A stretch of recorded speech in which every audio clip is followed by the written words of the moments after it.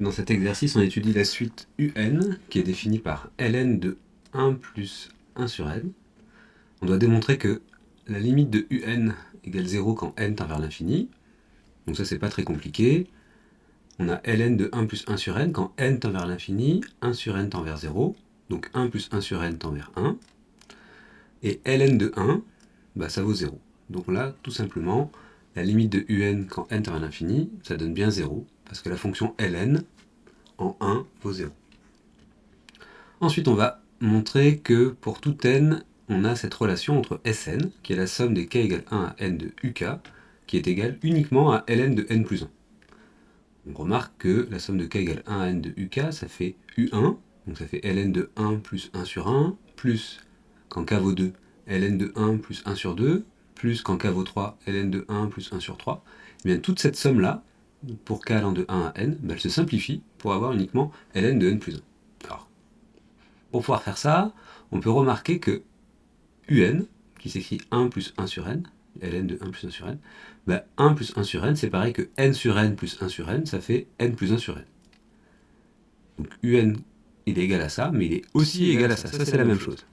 Les deux valeurs-là sont égales. Donc ça veut dire qu'on peut utiliser cette relation plutôt que d'utiliser cette relation-là. On sait que le ln de a sur b, c'est ln de a moins ln de b. Ça aussi, c'est quelque chose que vous avez appris depuis longtemps. Le ln de a sur b, ln de a moins ln de b. À condition que a et b soient tous les deux positifs. Mais là, c'est évident que n, c'est des entiers positifs. Donc c'est indiqué ici, n appartient à n étoiles. Donc on a 1, 2, 3, 4, 5. Donc on n'a que des valeurs positives. Donc ln de a sur b, dans ce cas-là, c'est ln de a moins ln de b. On va montrer comment cette relation peut nous permettre de faciliter, de simplifier la somme. Alors, j'ai Sn, qui est la somme de uk, k allant de 1 à n. C'est pareil que la somme des 1 plus 1 sur k, mais c'est aussi la même chose, comme on l'a vu, que la somme des ln de k plus 1 sur k. Et ln de k plus 1 sur k, on peut l'écrire comme étant la somme de ln de k plus 1 moins ln de k. D'accord, j'utilise la propriété ln de a sur b, c'est ln de a moins ln de b. Donc ça fait ln de 2 moins ln de 1, plus ln de 3 moins ln de 2. Ah, le ln de 2, on l'a une première fois et on l'enlève après. Ça fait ln de 2 moins ln de 1, plus ln de 3 moins ln de 2, plus ln de 4 moins ln de 3, plus ln de 5 moins ln de 4, plus ln de 6 moins ln de 5. Vous comprenez? Je prends la valeur de k, au départ ça vaut 1, puis 2, puis 3 jusqu'à n, et je remarque que les termes s'enlèvent 2 à 2.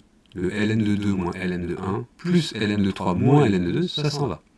D'accord? Donc ça veut dire qu'il va nous rester le dernier terme, c'est-à-dire ln de n plus 1, moins le premier terme, quand k vaut 1, ln de 1. Et ln de 1, on sait que ça vaut 0. D'accord? On l'a utilisé déjà dans la première question. Donc ça s'en va.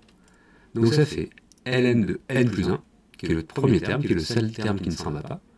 Et on obtient bien la réponse à la question Sn égale la somme de k égale 1 à n de uk nous donne bien ln de n plus 1. La série somme des uk est-elle convergente? Alors d'après ce qui précède, on sait que la somme, Sn, on peut l'écrire avec le signe somme, mais aussi on peut l'écrire directement ln de n plus 1. Cette somme-là, c'est ce terme-là. Donc finalement, faire la limite de la somme, c'est-à-dire faire tendre n vers plus l'infini ici, ça revient à faire tendre n dans cette expression, dans l'expression ln de n plus 1. Et on sait que quand n tend vers l'infini, ln de n, ou de n plus 1, ça tend vers l'infini aussi. La fonction ln, c'est une fonction qui est croissante et qui tend vers l'infini en plus l'infini.